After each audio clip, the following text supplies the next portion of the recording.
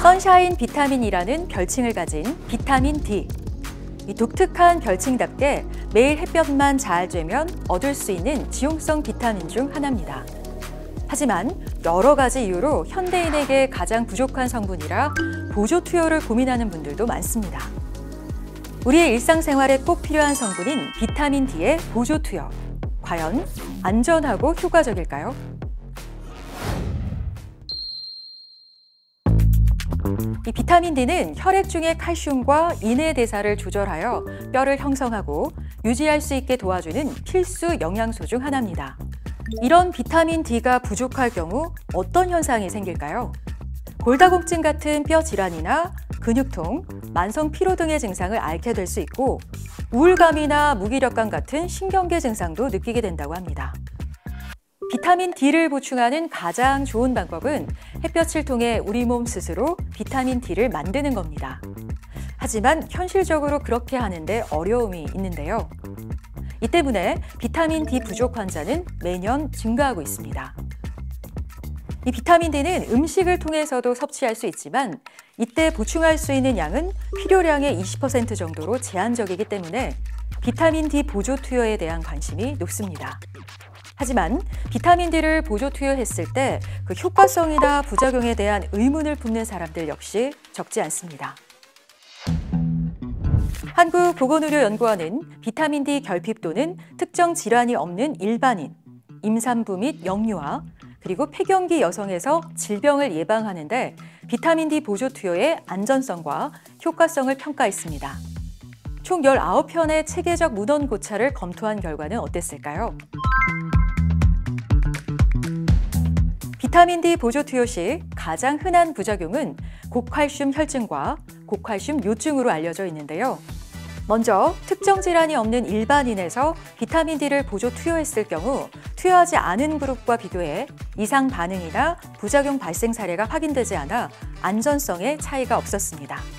임산부와 신생아, 그리고 영아들 또한 부작용이 발생할 위험도에서 차이를 보이지 않았고요. 폐경기 여성을 대상으로는 고칼슘 혈증, 고칼슘 요증 등의 부작용이 일부 보고되었으나 그 빈도가 드물었습니다.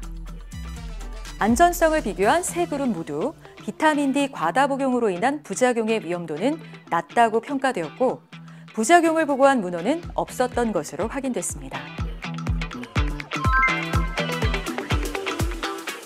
효과성의 경우 특정 질환이 없는 일반인에서 비타민 D 보조 투여 시 근골격계, 심혈관계, 당대사 및 당뇨병, 감염과 면역계 질환과 관련해 일부 지표의 개선 효과가 확인되었지만 연구들 간의 결과가 일관되지 않고 근거의 수준이 낮았습니다. 임신 중 비타민 D 보조 투여 시에는 임산부와 영유아의 당대사와 부갑상선 호르몬 관련 일부 지표의 개선이 확인되었지만 보고된 문헌의 수가 적고 근거의 수준이 낮았으며 폐경기 여성에게도 비타민 D 보조 투여에 관한 효과는 일관되게 나타나지 않았습니다.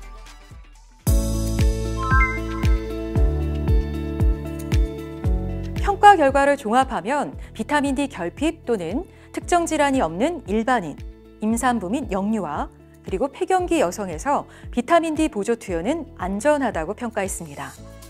하지만 비타민 D 보조 투여로 인한 근골격계, 심혈관계, 당대사, 면역계 관련 개선 효과는 일관되게 확인되지 않았고 해당 연구들의 신뢰도가 낮아 효과성에 대한 근거는 아직 충분하지 않다는 의견입니다. 따라서 향후 비타민 D 결핍 수준 및 적절한 투여 경로, 비타민 D 종류, 장단기 효과를 입증하기 위한 추가 연구는 필요할 것으로 보입니다.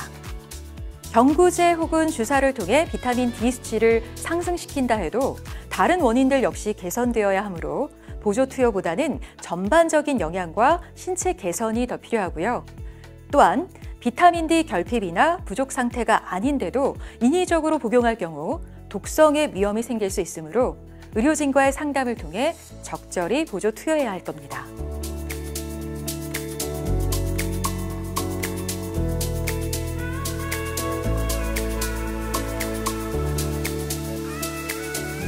보다 자세한 연구 결과가 궁금하다면 네카 홈페이지에서 확인하세요.